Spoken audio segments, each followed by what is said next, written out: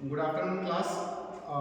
मुझसे जो है यूट्यूब के वीडियो में कुछ लोगों ने पूछा और कुछ लोगों ने फ़ोन करके भी पूछा कि सर आप अपने बारे में थोड़ा सा बताइए। कैसे सरकारी नौकरी की तैयारी करें इसके बारे में बताइए, कैसे इंटरव्यू दें इसके बारे में बताइए, और कुछ चीज़ें और बताइए।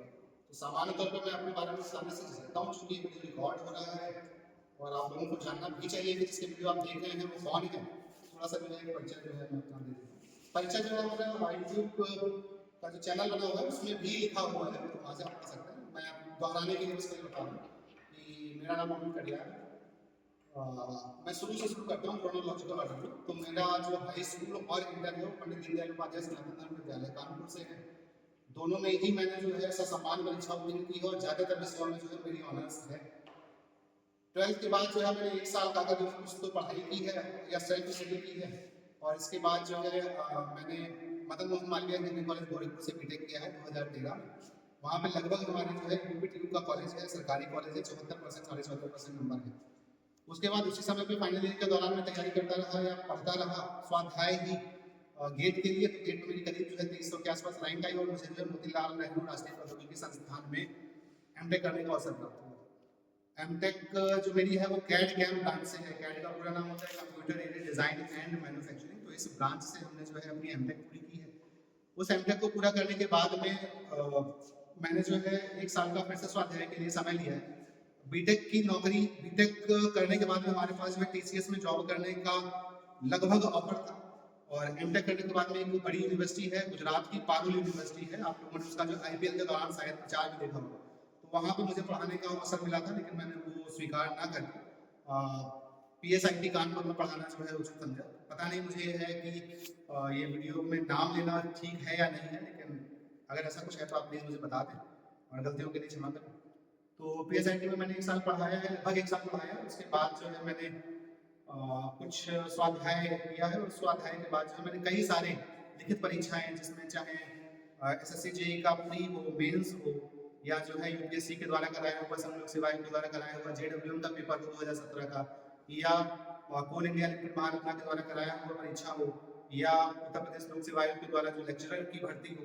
तो इन सब में ही जब मैं अंतिम रूप से चयनित रहा हूँ और न जाने कितने ही परीक्षाओं में मैंने जो है लिखित परीक्षा पास की है और न जाने कितने ही इंटरव्यू मैंने दिए हैं, फिर चाहे वो टीचिंग से संबंधित हो, चाहे किसी अन्य जॉब एक्सपीरियंस से संबंधित हो। तो मेरे पास जो है परीक्षाओं को लिखने का और इंटरव्यू को देने का एक ठीक ठाक सा अनुभव है। तो उस अनुभव के आधार पर मैं आपको बता रहा हूँ कि किसी भी रिटन परीक्षा को देने के लिए जो है आपको सबसे ज्यादा जरूरी होता है मेहनत करना। क्यों?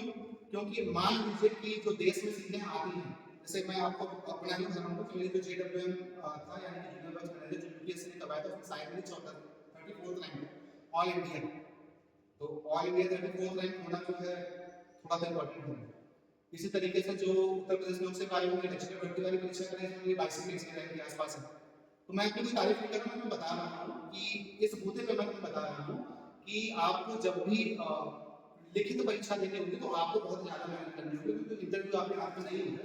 इंटरव्यू आप गवर्न कर सकते हो, लेकिन इंटरव्यू बहुत ज्यादा आपको उसमें श्योर नहीं हो सकते। क्यों? क्योंकि आपके पास एक अपनी सेट ऑफ नॉलेज है और इंटरव्यूअर के पास एक अपनी सेट ऑफ नॉलेज है। अब आपको अगर इंटरव्यू में सही से परफॉर्म करना है तो इंटरव्यूअर को वही सवाल पूछना होगा जो आपको आता है, और ये संभव है नहीं। एक भी सवाल अगर उसने ऐसा पूछ दिया जो आपको नहीं आता तो आपको पूरा इंटरव्यू खराब हो जाता है। तो इसलिए इंटरव्यू पे आप बहुत ज्यादा रिलाई नहीं कर सकते, आप तो रिलाई कर सकते हैं अपने रिटन एग्जाम में। अब जैसे मैं कह रहा हूँ कि मान लीजिए जो है देश भर में जो भर्ती निकलती है मैकेनिकल इंजीनियरिंग की बीटेक वालों की, उसमें कुछ 100 भर्तियां, कुछ 150 भर्तियां, कुछ 200 भर्तियां ऐसे निकलती हैं। तो अगर आप देश के 50 इंजीनियर्स में हो जो उस समय परीक्षा दे रहे हैं, तो चाहे जो सी भर्ती निकले आपका उसमें हो जाएगा। अगर आप देश के 500वें नंबर के इंजीनियर हो तो किसी परीक्षा में तुक्के से आपका हो जाएगा। अगर देश के आप जो है 2000 इंजीनियर में से हो तो फिर बहुत ही मुश्किल है आपका। तो आपको उस लेवल पे पहुंचना होगा, और जब आप एक बार उस लेवल पे पहुंच जाओगे तो आपका हर एग्जाम निकलने लगेगा।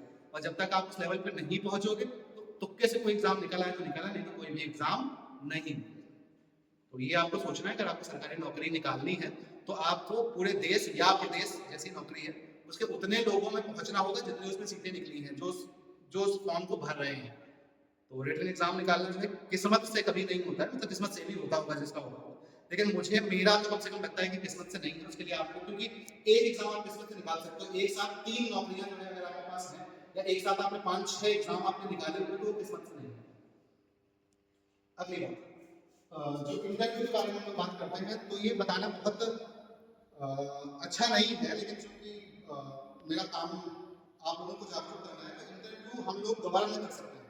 हम लोग जो चाहेंगे वो इंटरव्यू लगभग उस तरह के सवाल पूछ सकें। उसके लिए आप इंटरव्यू का आंसर इस तरह से डिजाइन करना होगा कि आप उसमें कुछ कुछ कीवर्ड्स दीजिए और वो कीवर्ड्स वही होने चाहिए जो आप आते हैं, ताकि इंटरव्यूअर के दिमाग में वो वर्ड्स आए और वो वहीं से उस वर्ड को उठाए।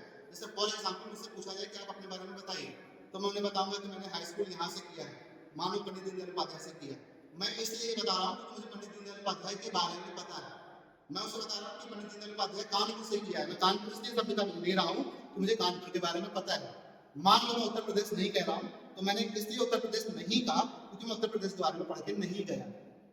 तो जब मैं उसे ये बताऊंगा तो संभावनाएं हैं कि वो दीनदयाल के बारे में पूछे, संभावनाएं हैं कि वो कानपुर के बारे में पूछे, ये चीजें मुझे आती हैं। तो इस तरह से आप अपने इंटरव्यू को कवर कर सकते हैं।